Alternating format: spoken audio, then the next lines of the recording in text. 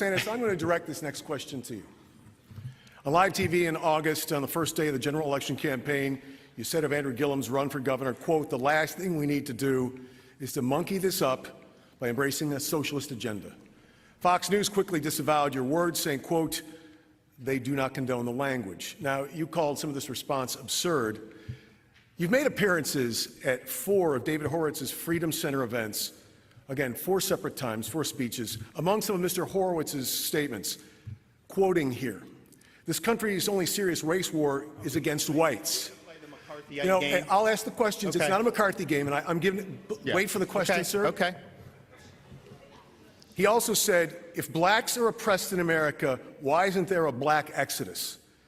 Now, in 2015, in your speech before the Freedom Center, you said of Mr. Horowitz, "David has done such a great work, and I've been an admirer. I've been to these conferences in the past, and I've been a big admirer of an organization that shoots straight, tells the American people the truth, and is standing up for the right thing." Those are his words. Here's my question. He had not even made those statements then. Yes, he had, sir. The first statement was made many years ago. I mean, how the hell am I supposed to know every single statement somebody makes? Here's the deal. Let me just say this straight up. You know, I've lived my life, whether it's athletics, whether it's military, whether it's serving as a prosecutor. You know, when I was downrange in Iraq, we worked together as a team regardless of race. We had the American flag on our arm. We wore the same uniform, and we fought for the country. When I was a prosecutor, I stood up for victims of every race, color, and creed. That's the only way to do it in our country. It's something I believe in, and as governor, I will represent all the people. Everyone will get a fair shake. But I am not going to bow down to the altar of political correctness. I'm going to not let the media smear me like they like to do with so many other people. Sir, I'm certainly not going to take anything from Andrew Gillum, who's endorsed the Dream Defenders, which says Israel is an apartheid state, and which says the police and prisons have no place in justice. Mr. Gillum, wait for the applause. And Mr. DeSantis, I'll point out, I wish you would have waited for the question, because I had a question and it's not what you think it is. Mr. Gillum, I'll give you a chance to respond now. Well, let me first say, my grandmother used to say a hit dog will holler, and it hollered through this room. Mr. DeSantis has spoken. First of all, he's got neo-Nazis helping him out in this state. He has spoken at racist conferences. He's accepted a contribution and would not return it from someone who referred to the former president of the United States as a Muslim, Nigger. When asked to return that money, he said no. He's using that money to now fund negative ads. Now, I'm not calling Mr. DeSantis a racist. I'm simply saying the racists believe he's a racist. The last thing we need to do is to monkey this up. He's using a bullhorn. People don't even use dog whistles anymore. This is the party of Trump. What's being reported, DeSantis is an administrator on a Facebook page that pushes racist and deep state conspiracy theories. The congressman spoke 4 times at conferences organized by a conservative activist who says African Americans owe their freedom to white people. What an honor it's been to be here to speak. David has done such great work, and I've been a big admirer of an organization that shoots straight, tells the American people the truth. This silly PC stuff has got to stop. Real quick, before we get into this, I would like to read some key information courtesy of MTOnews.com. I will leave the link to this article in the description box. While Gillum received 92% of the vote from black men, he only received 82% of the vote of black women. And surprisingly, DeSantis, who ran a campaign that many are calling racist, received nearly 20% of the black female vote. Gillum lost the election by about 50,000 votes. MTO News did the calculation and confirmed that if black women voted for Gillum at the same rate as black men, Gillum would have won. Now, what I'm having a hard time trying to understand is how did DeSantis get 18% of the black women vote in Florida? How did that happen? How did 18% of black American women vote for a guy who is buddy-buddy with white extremists? Can someone answer that in the comment section?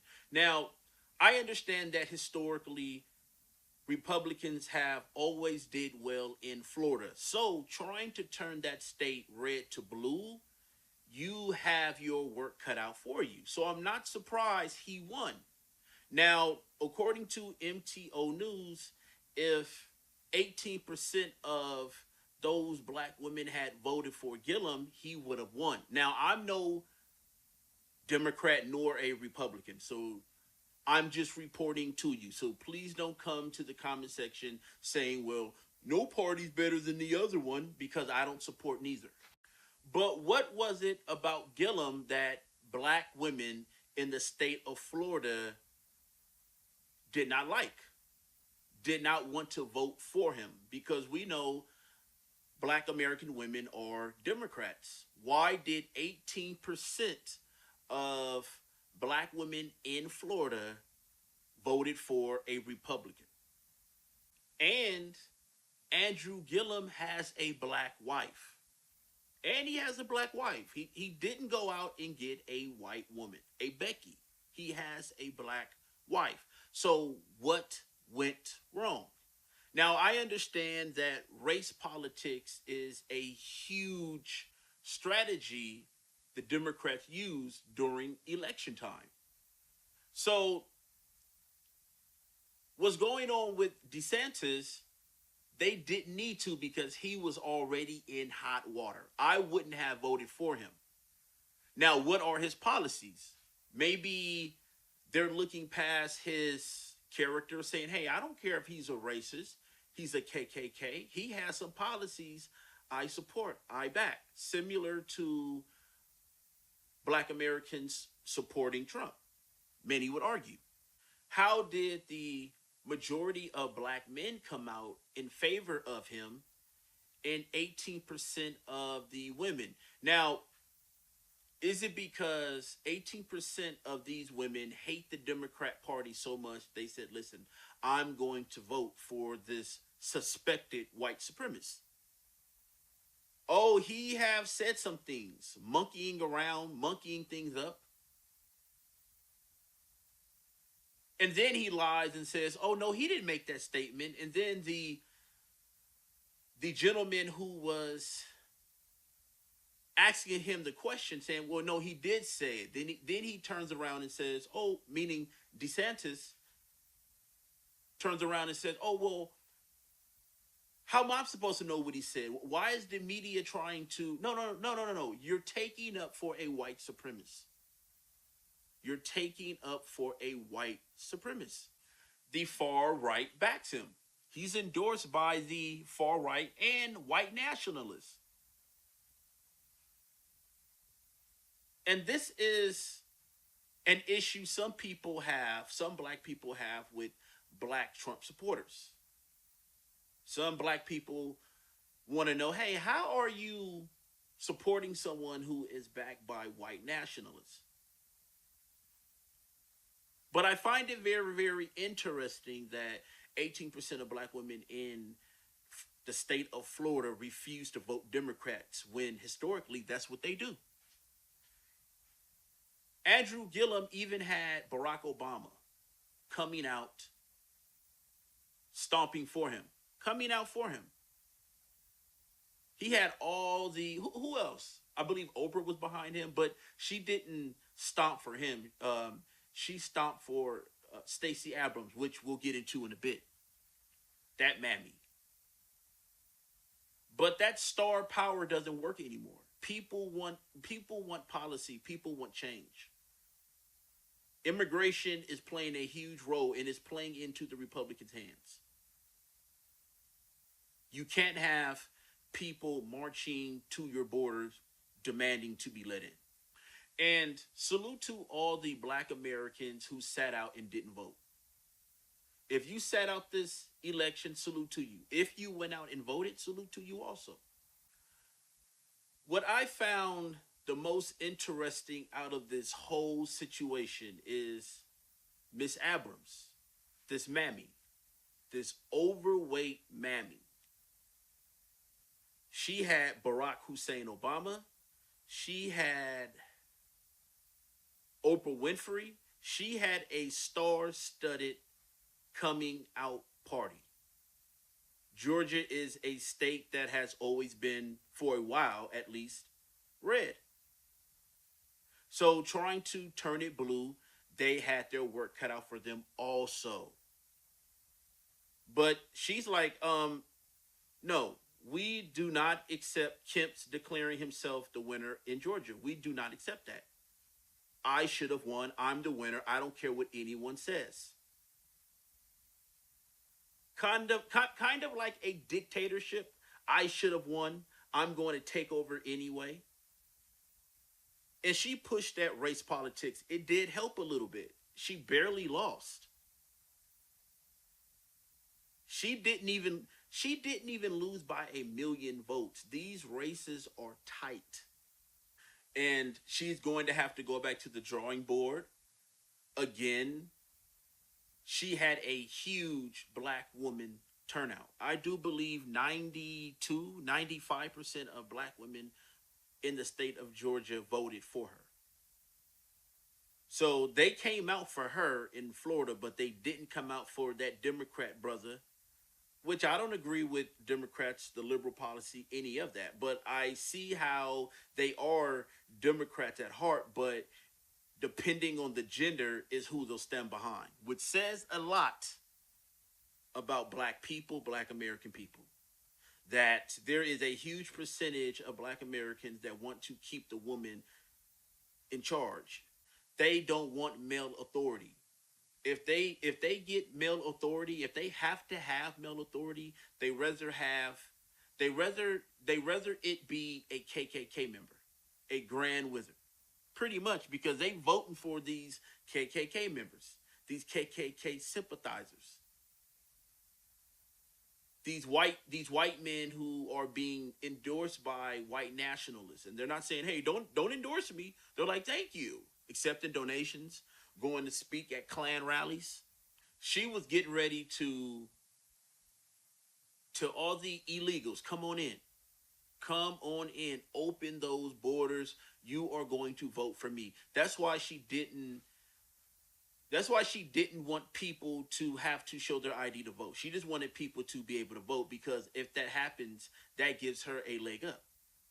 She can get people that aren't supposed to vote for her, or people that stolen deceased people IDs and social security numbers and voting with, pretty much a dead person's fingerprint or signature.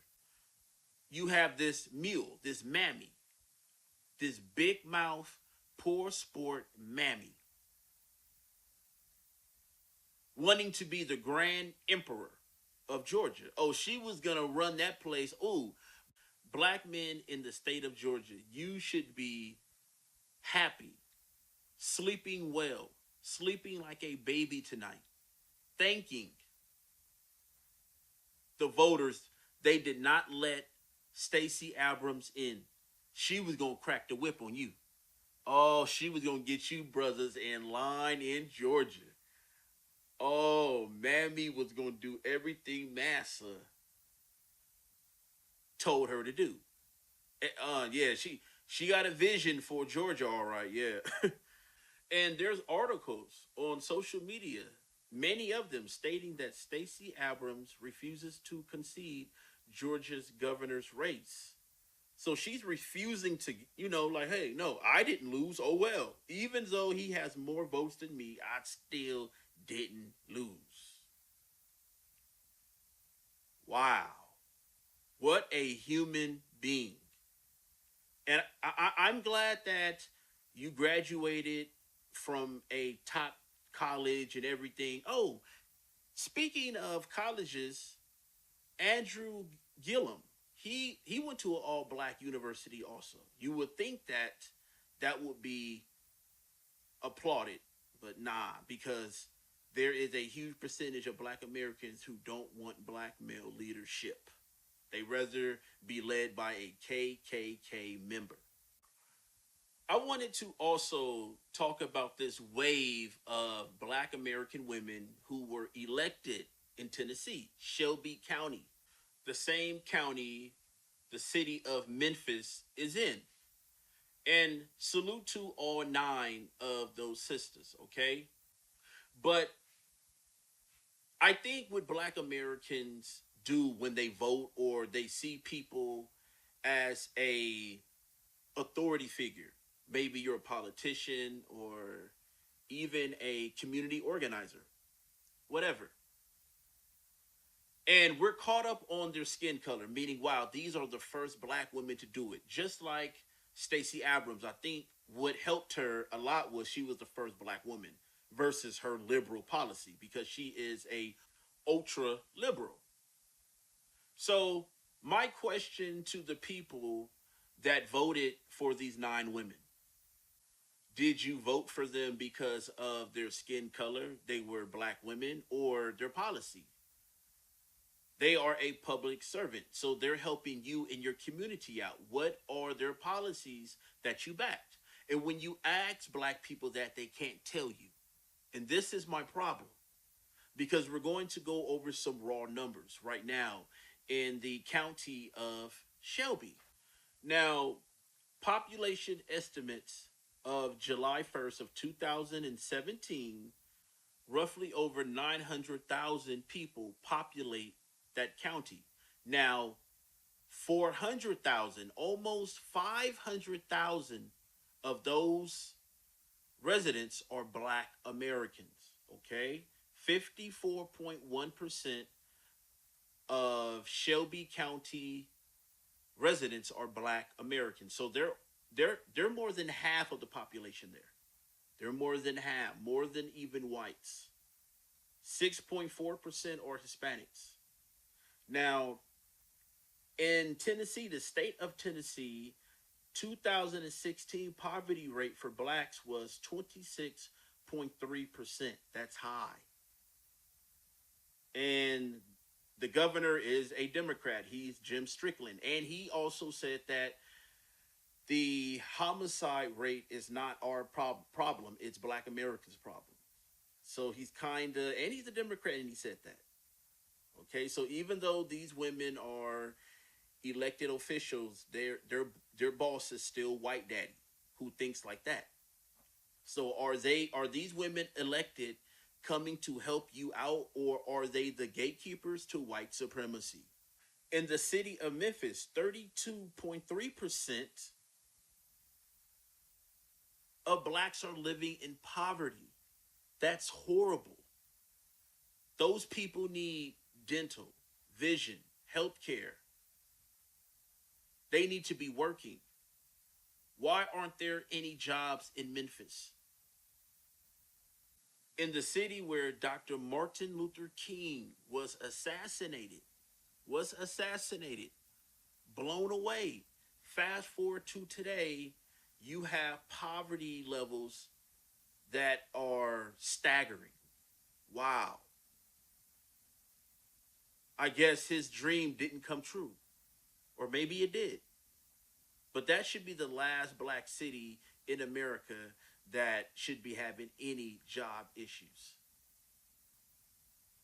So what those 9 women need to do is stand up to white supremacy, okay? Not just say, hey, we got a job because we're Black women and we had it so hard. Oh, Lord. No. Change. Listen, gather resources. That's what your people need in that city, resources. Okay? Do your job. This is not a time to be praising you for doing something that you should be doing. It's like you hear a guy, he says, hey, I take care of my kids. Brother, they're your kids. You're supposed to take care of your kids. What, you want a cookie? And I understand that Memphis is the South. Is Memphis considered the deep South? So I understand that the way of thinking and living is different. I understand that there is Confederate flags and statues and things like that.